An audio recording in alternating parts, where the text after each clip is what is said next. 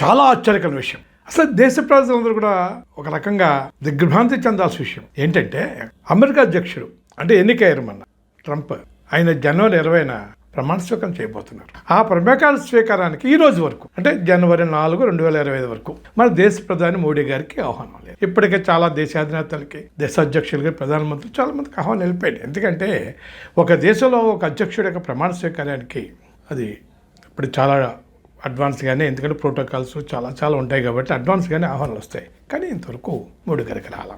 సరే, అసలు మోడీ ట్రంప్ ఒకే కంచెలో తిని ఒకే మంచంలో పడుకున్నారంత జిగ్నే దోస్తురాలు వ్యవహరించారు గతంలో. ఆయన అధ్యక్షుడు పనిచేసిన 4 సంవత్సరాలు కానీ, తర్వాత 2సారి ఎన్నికల్లో పోటీ ఎన్నికల ప్రచార సమయంలో కానీ అంత జిగ్నే దోస్తుకెళ్ళాలి. ఎందుకంటే ఆయన అమెరికా వెళ్ళటం, ఆయన ఇక్కడికి రావటం, అమెరికా వెళ్ళినప్పుడేమో పెద్ద స్లోగన్స్ ఇవ్వటం, ఇంకా అసలు అమెరికా అధ్యక్షుడు కంటే కూడా ఎక్కువ ఈయనంత అడావిడి చేశాడు అమెరికా. అట్లానే అసలు ఈ అంధభక్తులు కానీ, ఆర్ఎస్ఎస్ కానీ, బీజేపీ కానీ వీళ్ళంతా అసలు అమెరికా అధ్యక్షుడు మోడీ అయినా అన్నంతగా భారత ప్రధాని మోడీ అమెరికా అధ్యక్షుడు కూడా అన్నట్టుగా ఇక్కడ వీళ్ళు అంత ఓవర్ యాక్షన్ చేశారు. అసలు ఏ స్థాయిలో వెళ్ళిందంటే ఈ ఓవర్ యాక్షన్. ఆయన్ని పిలిచారు గుజరాత్, అహ్మదాబాద్. దేనికి పిలిచారు? గుజరాత్లో పర్యటన పిలిచారు.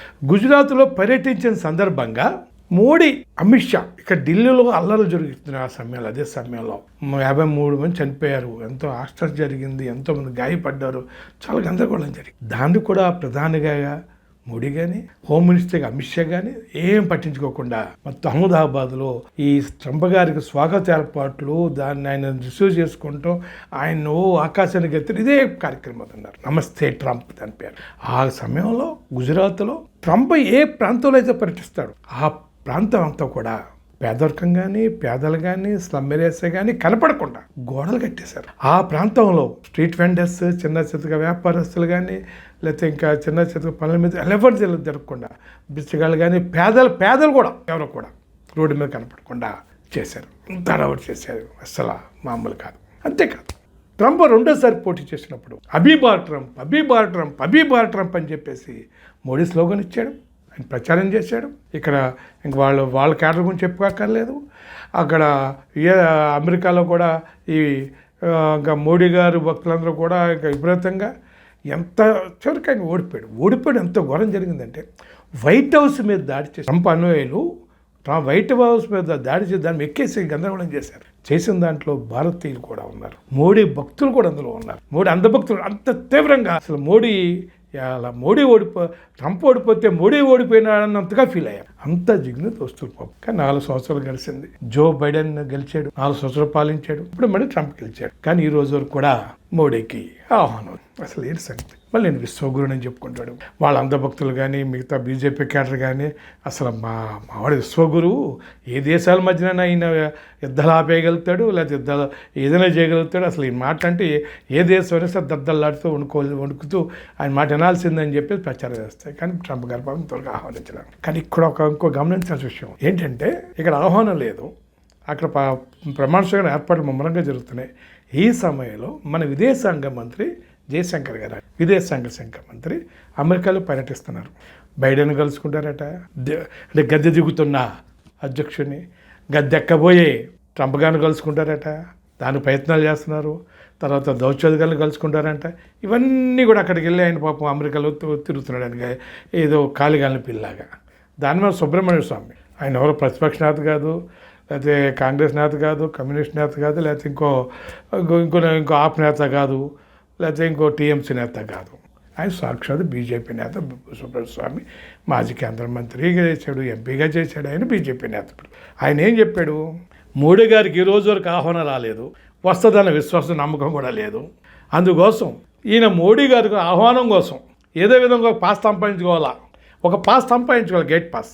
ఇప్పుడు మనం చూస్తూ ఉంటాం, ఇది ఆడియో ఫంక్షన్లకి, లేకపోతే సినిమాలు సక్సెస్ మీట్లకి, లేకపోతే ఇంకో పెద్దలు జరిగే పెద్ద ఫంక్షన్లకి వాటికి పాస్ల కోసం చూస్తుంటారు జనాలు. ఏదో విధంగా పాస్ సంపాదించాలి, దాన్ని లాబింగ్ చేసుకుంటే పాస్ సంపాదించుకుని ఆనందంగా వెళ్తారు. ఆ విధంగా ఆ పాస్ సంపాదించడానికి వెళ్ళాలి. అంటే ఆహ్వానం సంపాదించడానిక? నా మాటగా సుబ్రహ్మణ్య స్వామి గారు అన్నారు, నేనేమంటలా. మీరు డక్కన్ హెరాల్ పత్రిక చదవండి. డక్కన్ హెరాల్ పత్రికలో మీకు ఆయన డిసెంబర్ 24, 23 అనుకోండి తారీఖు, డిసెంబర్లో ఒక ఆర్టికల్ వచ్చాడు, మీరు చూడండి కావాలంటే. ఈ నెల డిసెంబర్ నెలలో వచ్చింది ఆర్టికల్. డిసెంబర్ నెల అనుకుంటా, తారీఖు నాకు గుర్తులేదు. డిసెంబర్ లాస్ట్ వీక్ తర్వాత వచ్చింది, 3rd వీక్ 24th ఆ తర్వాత డక్కన్ హెరాల్డ్ ఆర్టికల్ వచ్చింది. సుబ్రహ్మణ్యం సార్ సాక్షాత్ బీజేపీ నేత రాశాడు. ఏమని? Waiting our external affairs minister Jaishankar waiting for invitation అని చెప్పాడు ఆయన. అక్కడికి వెళ్ళాడు, అమెరికా వెళ్ళి వెయిట్ చేస్తున్నాడా అంటే ఆయన వెళ్ళి విదేశాంగ శాఖ మంత్రి తిరుగుతుంటే ఫోన్లో ఆయన గుర్తుకొచ్చో లేకపోతే ఏ విధంగా ఎందుకు ఏంటి మనం అది సుబ్రహ్మణ్యం స్వామి గారు ఆర్టికల్ చదివితే మనకు బాగా అర్థం అవుద్ది. ఎందుకంటే నేను చెప్పడం కంటే నేను చెప్తే ఏదో మోడీ గారి మీద ఇష్టం లేకపోతే ఇంకో రాజకీయంగా విభేదించి చెప్తే మీరు అనుకోవచ్చు. ఆ సుబ్రహ్మణ్యం స్వామి గారు రాశారు ఆర్టికల్, బీజేపీ నేత. చివరికి ఏంటంటే ఆహ్వానం లేనప్పుడు ఇంకా 10 రోజుల్లో అధ్యక్షుడు మా కొత్త అధ్యక్షుడు ఎక్కుతున్నాడు. ఈ టైంలో అక్కడ ప్రమాణ స్వీకారానికి ఏర్పాట్లు జరుగుతున్న ఈ ట్రాన్సిట్ పీరియడ్లో ఏ విధమైన విధాన నిర్ణయాలు జరగవు. ఒకలేదో విదేశీ వ్యవహారాలు, కొన్ని వ్యాపార లావాదేవీలు, లేకపోతే ఇంకా అంతర్జాతీయ ఏదో విషయాల గురించి, లేకపోతే ఇంకా బిజినెస్ అఫైర్లు, లేకపోతే ఫైనాన్షియల్ మ్యాటర్స్, రకరకాల వ్యాపార సంబంధం గురించి లావాదేవీల గురించి వెళ్ళని చెప్పచ్చు. కానీ ట్రాన్సిట్ పీరియడ్ అటువంటి ఏమి జరగదు, గుర్తుపెట్టుకోవాలా. ఈ ట్రాన్సిట్ పీరియడ్ అటువంటి జరగనప్పుడు ఈయన ఎందుకు వెళ్ళినట్టు సుబ్రహ్మణ్యం గారు సామాన్యం చెప్పారు. అక్కడ వెళ్ళి ఇన్విటేషన్ కోసం ప్రయత్నం చేస్తున్నారని చెప్పేసి చెప్పడం జరిగింది. సరే, వాస్తవాలు ఏంటో భవిష్యత్తు తేలితే ఆ కాలంతో సుబ్రహ్మణ్య స్వామి ఆర్టికల్ చదువుకోండి. ఏదేమైనప్పటికీ మనకి అక్కడ చెప్పాలంటే భారతదేశం అతిపెద్ద దేశం. ఈ జనాభాలో ఇప్పుడు చైనాని మించి మొదటి స్థానంలో ఉన్న దేశం.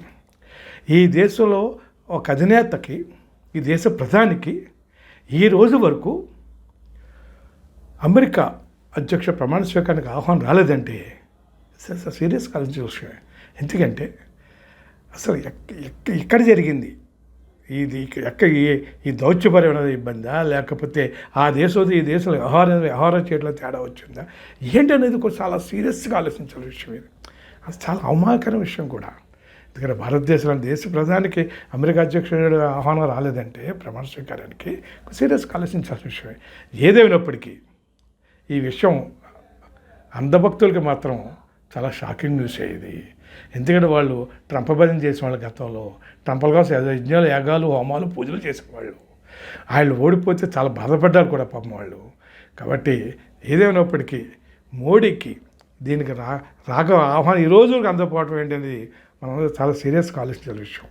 ఏంటి అనేది భవిష్యత్తు తేలబోతుంది. ఏదైనప్పటికీ విశ్వగురుని చెప్పుకునే మోడీకి రాకపోవడం అనేది చాలా సీరియస్గా ఆలోచించే విజ్ఞప్తి చేస్తూ